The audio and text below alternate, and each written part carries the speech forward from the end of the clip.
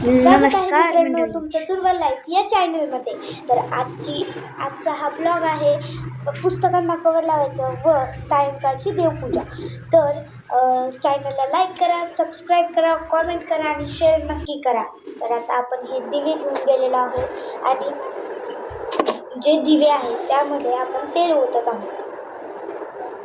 तर माझा भाऊ इथं आहे आणि तो बघतोय की दिव्यामध्ये तेल कसं बनते आणि तो बाहेर गेलेला आहे खेळण्यासाठी, पण तो वापस येऊन परत इकडे बघायला होता.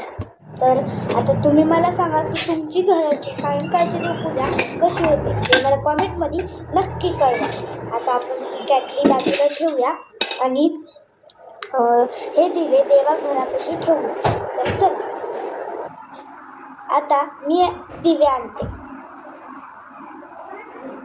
आता मी सावकाश दिवे घेऊन येत आहे, कारण की दिव्यामधलं जे तेल आहे ते खाली सांडू शकतं.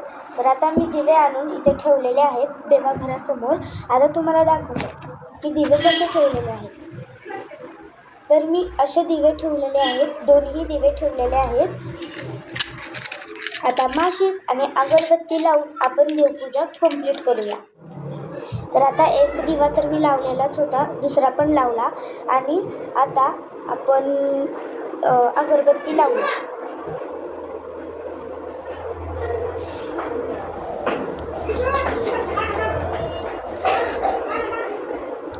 दोन्ही दिव्यांपाशी अगरबत्ती लावली आणि ह्याला उलटा पकडलं, कारण की लवकर पेटेल. आता याने देवपूजा करून घेतली व ते बंद करून म्हणजे जी आग होती ती बंद केली आणि आपण 3 अगरबत्त्या घेतल्या होत्या. 2 इथे 2 देवघरापाशी लावल्या आणि एक होती ती बाहेर लावली. आता आपण पुस्तकांना कवर बसायचं काम करूया. तर आता मी पुस्तकांना कवर बसवत आहे. आता आम्ही हे जे कवर घेतलंय ते पांढरं दिसत आहे, पण ते म्हणजे ट्रान्सपरंट व्हाईट आहे, म्हणजे त्यांनी पुस्तकाशी दिसतात.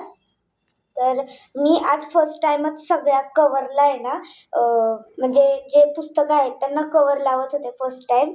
तर पहिलं माझ्या पुस्तकांना कवर लावून घेतले फटाफट आणि मग त्यानंतर म्हणजे माझ्याच भावाच्या शिवांशच्या पुस्तकांना कवर लावत होते. तर पहिलं साईज घेऊन मी कट करून घेतलं व्यवस्थित आणि अशा प्रकारे आपले सर्व पुस्तकांना कवर लावून झालेले आहे.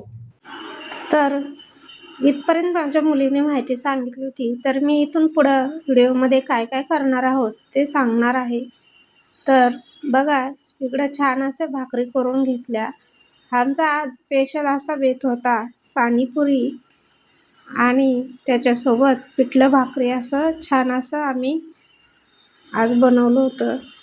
दुर्वाने सांगितलं देवपूजेपासून आम्ही व्हिडिओला सुरुवात केलेली आहे.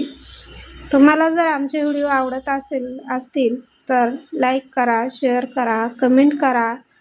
सबस्क्राईब केलं नसेल तर सबस्क्राईब करून घ्या आणि असेच आम्हाला प्रोत्साहन करा. तर आज मी बनवणार होते बेसन. छान असं कांदा कट करून घेतला, मग कढई थोडंसं 2 पळी तेल टाकून त्यात थोडंसं जिरी मोहरी आणि थोडा लसूण, कोथिंबीर, मिरची हे मिक्सरमध्ये वाटून घेतलं. थोडंसं छान असं त्याला लालसर रंग येऊपर्यंत परतून घेतलं. मग त्याच्यात ते कांदा चांगला लालसर झाला की त्याच्यात ते हिरवी मिरची, कोथिंबीर, लसूण हे असं वाटून घेतलेलं टाकून घेतलं.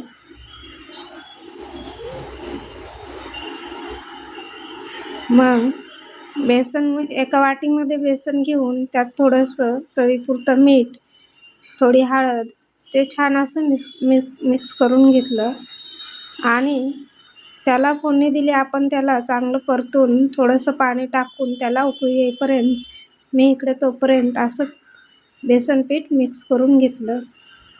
मग आता पाण्याला उकळी फुटली की त्यात ते मिक्स करून घेणार होते.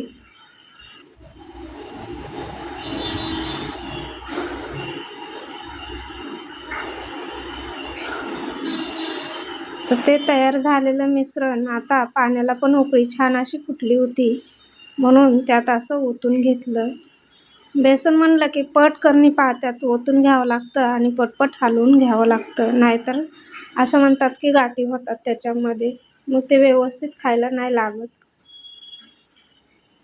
बघूया आता तयार झालेलं आपलं बेसन महाराष्ट्रात त्याला पिठलं पण असं बोलतात. पिठलं भाकरी म्हणलं की माणूस कसं खुश होतं, गावाकडली आठवण येते.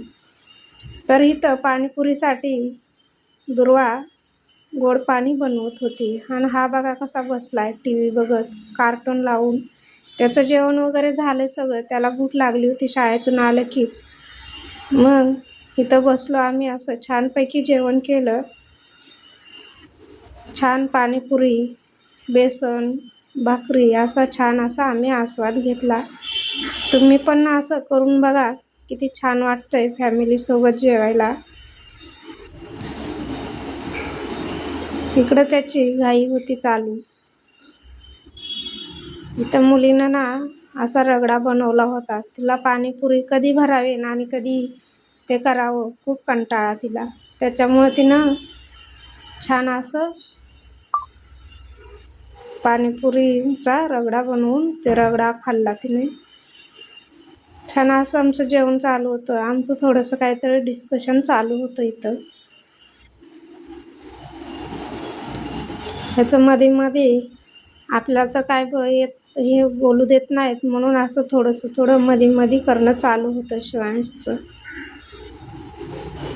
तर आमचे व्हिडिओ कसे वाटतात ते आम्हाला नक्की कमेंटमध्ये सांगा. लाईक करा, सबस्क्राईब करा. पुन्हा भेटूया अशाच नवीन व्हिडिओमध्ये. तर धन्यवाद. व्हिडिओ कसा वाटला ते नक्की सांगा.